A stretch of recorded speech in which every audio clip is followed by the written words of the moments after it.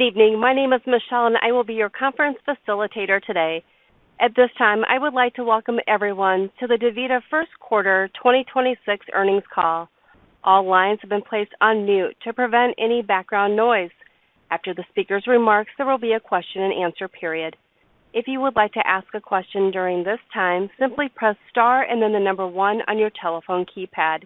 If you would like to withdraw your question, press star, then the number 2. Thank you. Mr. Eliason, you may begin your conference. Thank you, and welcome to our first quarter conference call. We appreciate your continued interest in our company. I'm Nick Eliason, Group Vice President of Investor Relations, and joining me today are Javier Rodriguez, our CEO, and Joel Ackerman, our CFO. Please note that during this call we may make forward-looking statements within the meaning of the federal securities laws. All of these statements are subject to known and unknown risks and uncertainties that could cause the actual results to differ materially from those described in the forward-looking statements. For further details concerning these risks and uncertainties, please refer to our first quarter earnings press release and our SEC filings, including our most recent annual report on Form 10-K, all subsequent quarterly reports on Form 10-Q, and other subsequent filings that we make with the SEC. Our forward-looking statements are based on information currently available to us, and we do not intend and undertake no duty to update these statements except as may be required by law. Additionally, we'd like to remind you that during this call, we will discuss some non-GAAP financial measures. A reconciliation of these non-GAAP measures to the most comparable GAAP financial measures is included in our earnings press release, furnished to the SEC and available on our website. I will now turn the call over to Javier Rodriguez. Thank you, Nick. Good afternoon, everyone, and thank you for joining the call today. DaVita's foundation is clinical excellence, driven by operating rigor that produces durable results. We have consistently delivered exceptional clinical outcomes and strong financial performance, and this quarter is no exception. To ensure we sustain and build upon this foundation, we're actively investing in our future capabilities. In a rapidly evolving landscape, we're taking a pragmatic approach to expanding our IT systems and digital infrastructure. These targeted technology investments are designed to empower our clinical teams and serve as a backbone for our next chapter of clinical and operational excellence. Today, I'll walk through our first quarter performance, share how technology is enhancing our operations, provide an update on ACA plans, and finish with our outlook for the remaining of the year. But first, I'll start, as we always do, with a clinical highlight.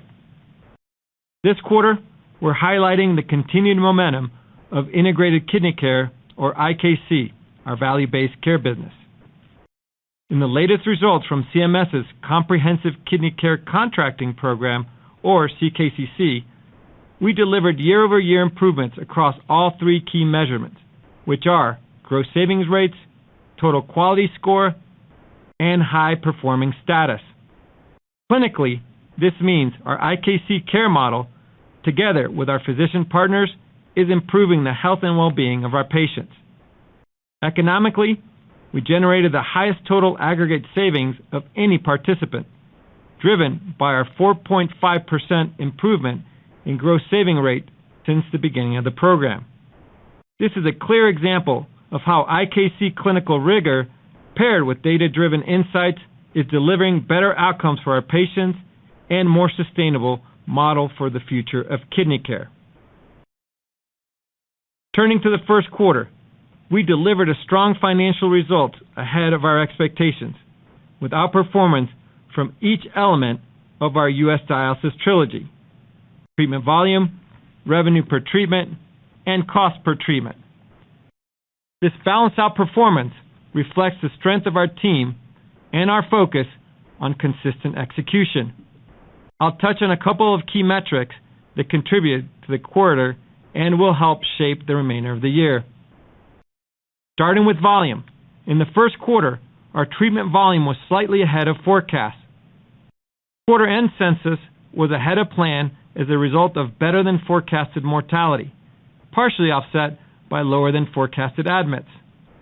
Census also benefited from patient transfers in related to ongoing clinic closures by Fresenius.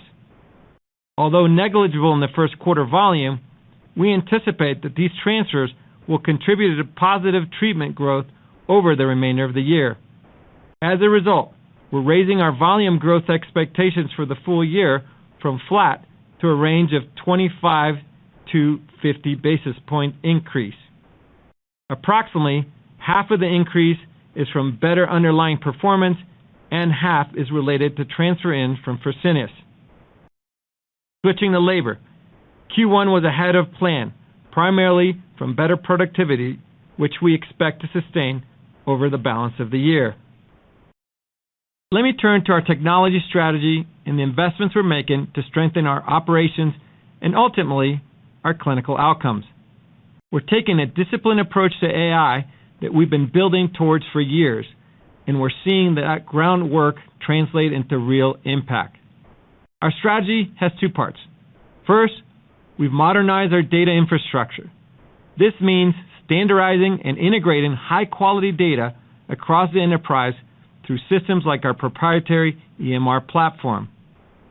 That work gives us a differentiated foundation to power AI applications at scale. Second, we're actively deploying AI solutions across clinical, operational, and business use cases with a focus on supporting our caregivers, improving how we operate, and drive measurable impact. One example is Schedule Hub, a new tool that dynamically processes changes in each center's patient census, capacity, and teammate availability to recommend optimal patient and staffing schedules in real time. Given the complexity of the center scheduling, we expect this will reduce administrative burden for our facility administrators and enhance teammate experience while supporting patient care. This is one of many examples where our sustained IT investments translate into tangible, scale benefits across the enterprise. We're still early in our AI journey, but given the strength of our data foundation and the pace of our deployment, we are well positioned to outperform both clinically and operationally as technology evolves. Next, on ACA plan enrollment. Based on what we know today, ACA open enrollment is trending toward a slightly favorable outcome relative to our prior expectations of an approximately $40 million headwind in 2026. This favorability will be partially offset by more patients selecting lower-level bronze plans, which translates to higher out-of-pocket costs and modest RPT headwind. We will gain greater clarity on the enrollment outcome and mix impact as we get deeper into the year. I will conclude my remarks with our financial outlook for the remainder of the year. With our first quarter results, we're off to a strong start for the year. As a result, we're raising and narrowing our guidance for adjusted operating income to a range of $2.15 billion to $2.25 billion. Similarly, we're raising our adjusted EPS guidance to a range of $14.10 to $15.20 per share. The increased guidance is primarily the result of our higher volume forecast for the year and lower patient care costs. I will now turn the call over to Joel to discuss our financial performance in more detail. Thank you, Javier. Today, I'll provide details on our first quarter results, then give you some more context on the update to 2026 guidance that Javier shared. First quarter adjusted operating income was $482 million. Adjusted earnings per share from continuing operations was $2.87, and free cash flow was $140 million. Adjusted operating income came in about $50 million ahead of our forecast. Approximately half was the result of performance ahead of plan, and the other half the result of timing. Starting with detail on the U.S. dialysis segment, treatments declined about 20 basis points versus the first quarter of 2025, and treatments per normalized day increased 40 basis points versus Q1 of 2025, approximately 20 basis points ahead of our expectations. As Javier mentioned, we are increasing our full-year volume forecast to 25 to 50 basis points. As a reminder, this represents our forecast for treatment growth. This translates to a 50 to 75 basis points of growth in treatments per normalized day because of the year-over-year treatment per normalized day headwind in 2026 compared to 2025. Revenue per treatment declined approximately $5 sequentially, primarily as a result of the typical first quarter headwind from patient pay responsibility. Year-over-year RPT growth was approximately 4% in the quarter. We still expect full-year RPT growth in the range of 1 to 2%. Patient care costs per treatment were about flat to the fourth quarter. This was primarily the result of a seasonal decline from high health benefit costs in the fourth quarter, offset by typical increases in wages and other cost growth. Patient care costs were lower than expected, largely as a result of better than expected productivity improvements. U.S. dialysis G&A costs declined $16 million from the seasonally high fourth quarter, although growth versus the first quarter of 2025 was about $37 million or 13%. This growth is the result of continued investment in technology. Turning to our other segments, in the first quarter, international adjusted operating income was $30 million, and IKC had an adjusted operating loss of $19 million, both in line with our expectations. Regarding capital allocation, we repurchased 3 million shares during the first quarter, and we repurchased an additional 2 million shares since the end of the quarter, which includes the shares bought from Berkshire Hathaway pursuant to our repurchase agreement. At the end of the first quarter, our leverage ratio was 3.34 times consolidated EBITDA, well within our target leverage range of 3 to 3.5 times. Below the operating income line, other income was $4 million, a sequential increase primarily as the result of no longer recognizing losses from our investment in Mozarc. Debt expense in the first quarter was $145 million. As an update to our guidance, we now expect quarterly debt expense for the remainder of the year to be similar to Q1 due to higher share repurchases and higher interest rate expectations, resulting in full-year debt expense about flat to last year. For 2026 guidance, as Javier described, we are raising our adjusted operating income guidance range by $40 million at the midpoint. The largest driver of the increase is our expectations for higher treatment volume. The second factor is an expectation for continued labor efficiencies within patient care costs. Regarding the phasing of our guidance through the balance of the year, we currently expect adjusted operating income to be about evenly split across each of the 3 remaining quarters, which assumes Q4-weighted IKC operating income.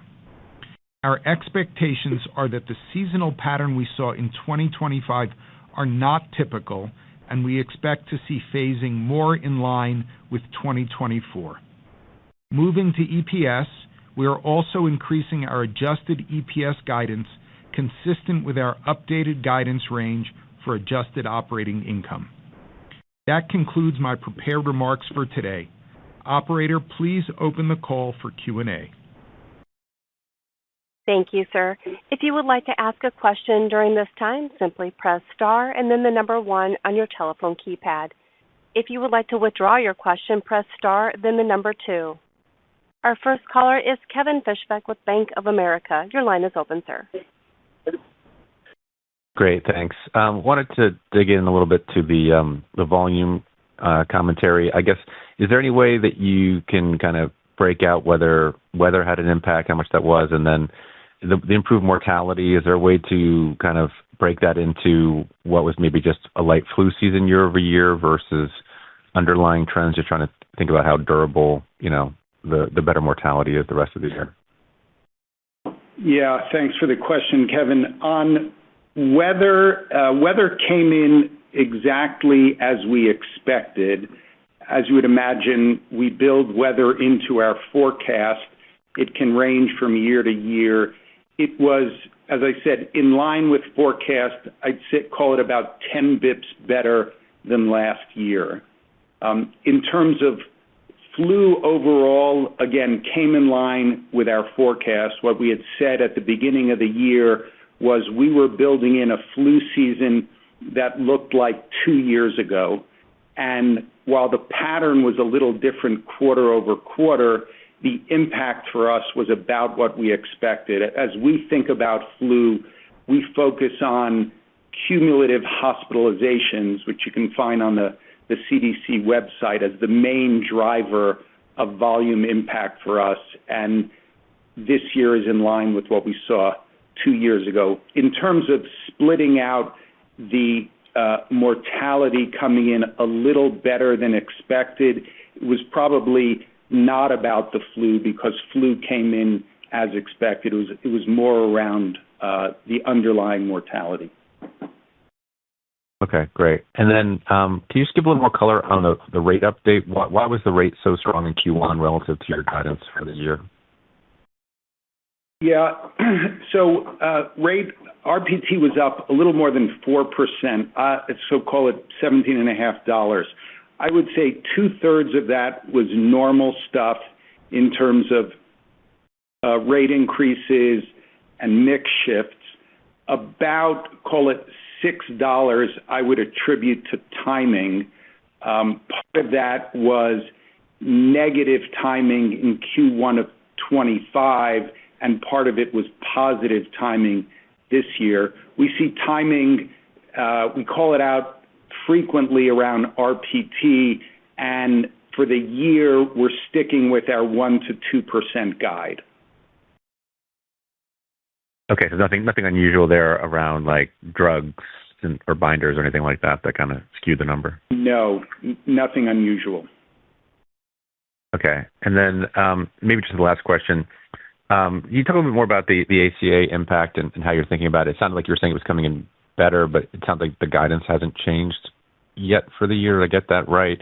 And then how were you thinking about the timing? Is it that Q1 came in better and now you're assuming it's going to ramp, or did you always assume Q1 was going to be a little bit lighter relative to the year? Thoughts there? Yeah, Kevin, it's a great question, and the reality is that it is very early. So just to repeat, Q1 was pretty flattish to Q4, so it performed better than we expected. That said, the reality is that we haven't seen the effectuation rates and the affordability play out. And so it's too early. We have to see payments and we have to see enrollment over time. And that's why we're thinking it's a little premature to change our numbers. But the reality is that we will need, the real data point that we want to see is the mix of our future incidents. And that is, of course, too early to tell. So we're holding to that 40 number, although right now we would be trending 40 million number. We're trending a little better than that. All right, great. Thanks. Thank you. Thank you. Our next caller is Andrew Mok with Barclays. Your line is open, sir. Hi, good afternoon. Hoping you could provide more color on what you're doing to position yourself to capture market share and the visibility you have into those share gains at this point to raise guidance, specifically related to the clinic closures. Look, at the end of the day, we, of course, are in a very competitive market. The centers that are being closed, you can assume, are small centers, and you can also assume that Fresenius and anyone that closes a center would work hard to try to keep those patients in their own network and with their same physicians, et cetera. And so we are, of course, making sure that the market is aware of our chair availability and our physician access and all the things that one would do. And then, of course, the patients and the physicians will make their choice. Great. And then I just wanted to follow up on the mortality comment. I appreciate that flu wasn't necessarily the driver, but any color on the underlying mortality performance would be helpful, considering that's an important metric for building consensus and volumes for the balance of the year. Thanks. Yeah, it is an important metric. You're absolutely right about that, Andrew. I would say that the changes are rather small, and we're not ready to call out any significant underlying trend. That said, we did up the volume guidance, and it's captured in there.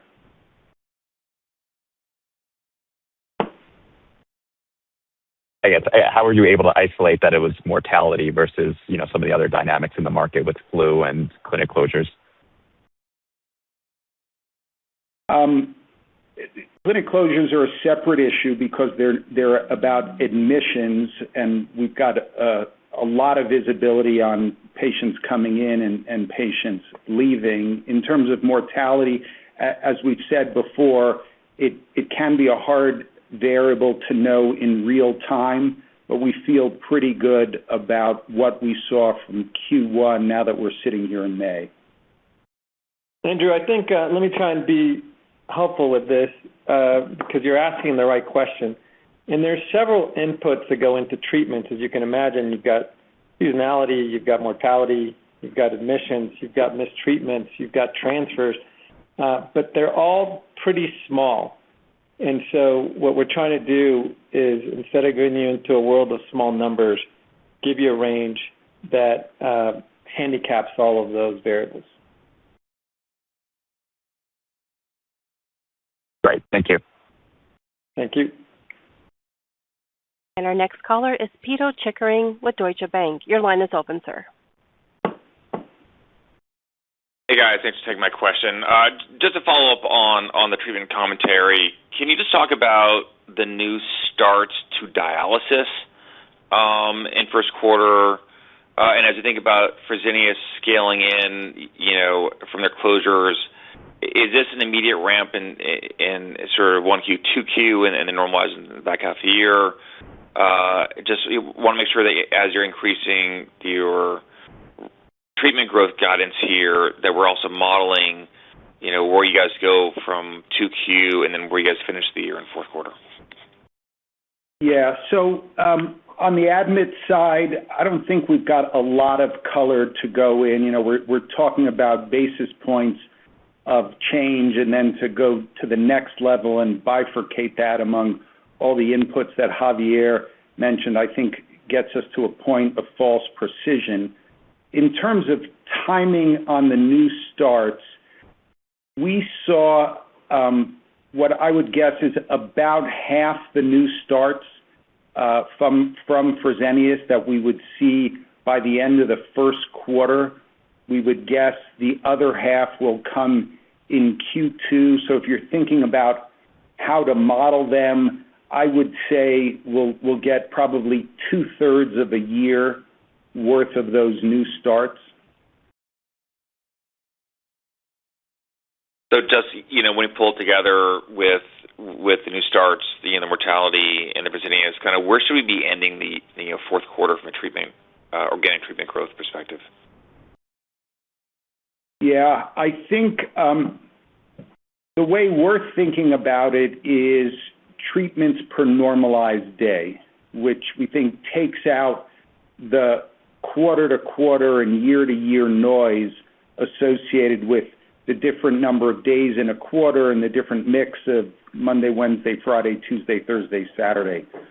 So what we would expect is the normalized treatment per day count to grow over the course of the year.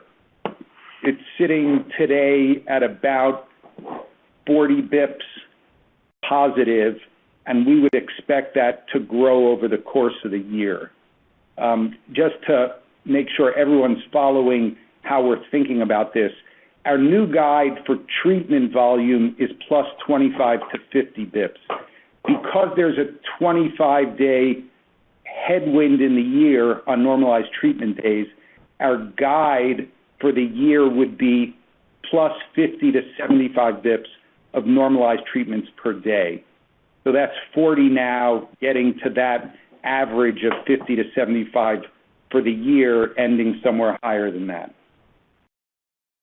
Yeah, great. And then a follow-up here on the revenue per treatment. If you pull out the $6 you're talking about from a timing perspective, it gets us to $411 to $412. Typically 2Q ramps, $4 or $5 as we burn through the deductibles, and then we see continued ramp in the third quarter, and then obviously fourth quarter we get the update with the new Medicare rates. I guess I'm trying to figure out how we're still getting to 1% to 2% revenue per treatment guidance growth, even pulling out the $6 in the fourth quarter from the first quarter in terms of normal seasonality you guys see in revenue per treatment. Yeah, so I think there are two dynamics. One is normal variability, so the quarter was a little higher, and you take that out. The second dynamic is around mix and the enhanced premium tax credits. What we would expect is commercial mix to decline over the course of the year, and that'll put pressure on RPT, which would help you bridge from a higher number in Q1 to the 1% to 2% for the year. Okay, but at this point through April, you haven't seen that negative HIX that you're guiding to. You're just sort of assuming it comes until we get later on in the year. That's correct. Okay, and then last question, your G&A per treatment, you talked about was up 13% due to tech investments. Where does it end the year, and kind of should we think about this declining linear throughout the year as those investments are made, or just any color around how we should be modeling G&A treatments G&A cost per treatment throughout the year as the tech investments begin to decline? Thank you. Yeah, appreciate the question on G&A, and I want to reassure you that we are looking at this incredibly diligently.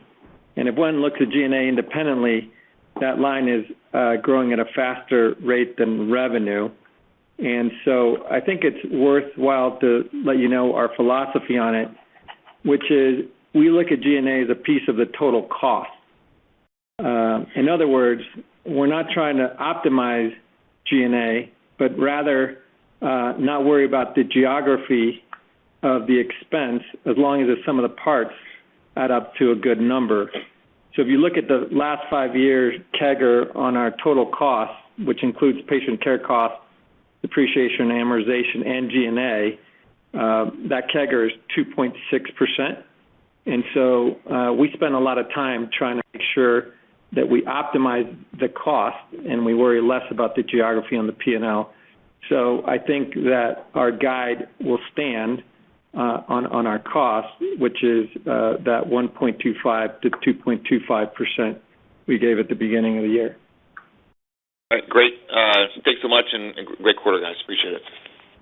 Thank you. Thank you. And as a reminder, if you would like to ask a question, you may press star one. Our next caller is Justin Lake with Wolfe Research. Your line is open, sir. Hi, this is Dylan on for Justin. Just a couple quick questions.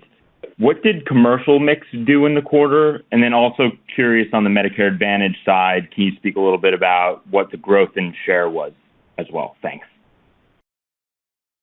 Yeah, thanks, Dylan, for the question. The answer is pretty much the same on both. They were pretty flat relative to last quarter.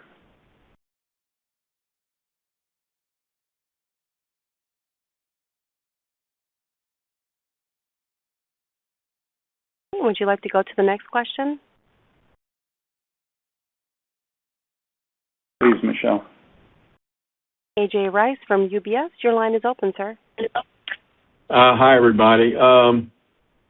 Maybe just ask on a couple of items that are mentioned in the press release, whether there's anything significant to call out. You talk about a decrease year to year in health benefit expense, pharmaceutical costs, and then on the G&A line, professional fees. Was that sort of as expected, or was there anything unusually positive that happened there? Just asking. Yeah, AJ, it was as expected. We'll often see the decline sequentially from Q4 to Q1, especially in health benefits. So nothing unusual there. Okay. And then I appreciate the comments about the technology investments and some of the use cases you're looking at. is there any way, realizing even if you get savings, you may choose to reinvest it in other ways, but is there any way to sort of size some of the opportunities you see? And are those being reflected now in operating results, or what is your thought about how long it may take for some of this to impact operating performance? Yeah, I appreciate the question. I think the way we look at it is the long-term view, that we again are trying to ensure that we are putting our clinicians in the best position and that we're making the trade-off on efficiency for the long term to make sure that we sustain our 3 to 7% OI growth over time. And so, as you know, right now, technology is moving at a very quick pace, and some of these will be a lot of user experience, i.e. we're just enhancing the experience, and some of these will be helpful toward the bottom line. And it's a little early, and I don't think we want to get into the timing of it, but rather the sustainability and the outperformance of it. Okay, thanks a lot. Thank you. And our next caller is Ryan Langston with TD Cowen. Your line is open, sir. Thanks. Good afternoon. Nice to see the operating income guide up, EPS guide up as well. I noticed the free cash flow guide did not change. I think this was a similar dynamic last year. Just wanted to confirm that's normal course and nothing specific to read into. Yeah, Ryan, you're thinking about it the right way. There's just more variability in a wider range with free cash flow, so we didn't move the number despite the increase in OI. Okay. And then this administration is really focused on fraud, waste, and abuse. It seems to me dialysis might be a little better insulated versus other types of providers. Just any general thoughts on, this administration's focus on that FWA and what this could mean potentially for DaVita, or maybe not mean for DaVita, or even just more broadly for dialysis in general?